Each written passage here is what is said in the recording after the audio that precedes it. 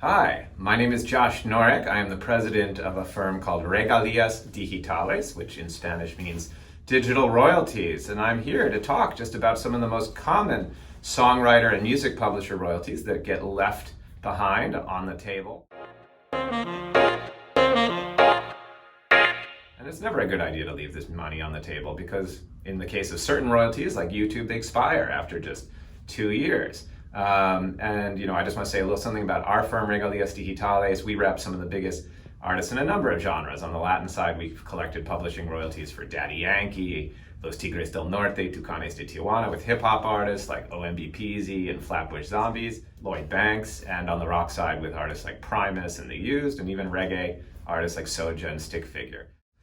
To me, collecting songwriter royalties is something deeply personal. In fact, my grandfather, when he was just 17 years old, wrote the lyrics to a very popular song that's been recorded by Frank Sinatra, Etta James, Chet Baker, a lot of big artists in the 40s. My grandfather sold the right for $50, then he got drafted into World War II, and his life was never the same.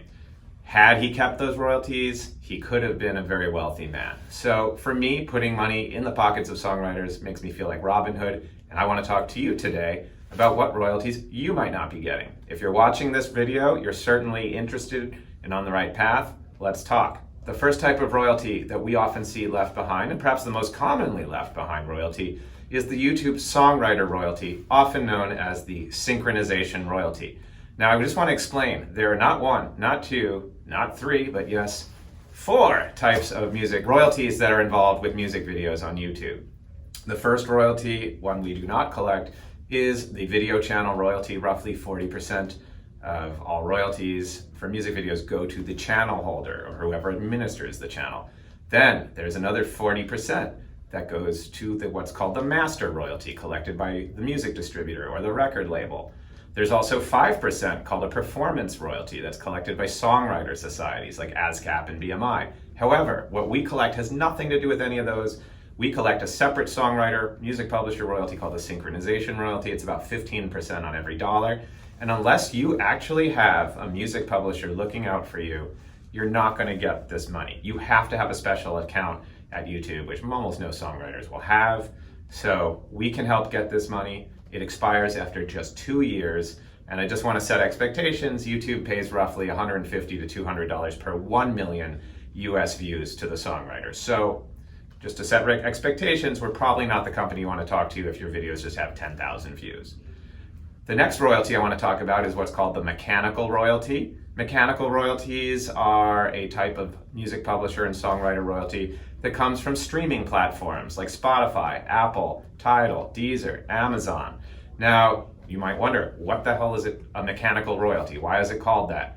It goes way back to the days of mechanical player pianos more than 100 years ago. These mechanical pianos would play sheet music, and those mechanical royalties were how songwriters got paid more than 100 years ago. But today, we're talking about it in terms of streaming.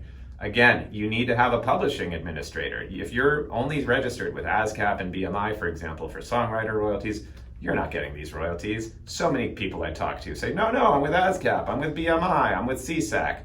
No, that does not mean you're getting your mechanical royalties. You may see Spotify and Apple listed on your BMI or ASCAP statements, but ASCAP and BMI only collect performance royalties from radio, television broadcast. So mechanical royalties is something else we specialize in. We do the registrations to ensure that you are getting your mechanical royalties on time. Last but not least, something I mentioned earlier, performance royalties. In the United States, the 3 main societies that collect performance royalties are ASCAP, BMI, and CSAC. In order to get these royalties, register your songs regularly. There are 2 shares. There's the writer share and the publisher share. You might be registering your writer share but not have a publishing entity. That means you're losing half of your performance royalties. And performance royalties again refer to when a song is played on the radio, in the background on television, or in a movie. And in order to get these royalties, songs have to be registered on a regular basis. It's worth talking to us if you're not getting any one of these 3 royalties. We can do just YouTube only, we can do mechanical only, we can do YouTube mechanical and performance royalties. But I think the most important thing for any songwriter or music publisher watching this video is to ask yourself, am I getting all of these royalties? If you're just registering your songs at ASCAP BMI, you're leaving a lot of money on the table potentially. So please don't be shy in reaching out. We love hearing from people. Please check out our website, regaliasdigitales.com. And if you have any inquiries, we're happy to respond. It's always helpful if you reach out to us, let us know your top 5 most popular songs and the artist name. We're happy to do the research, let you know what we see. Thanks so much.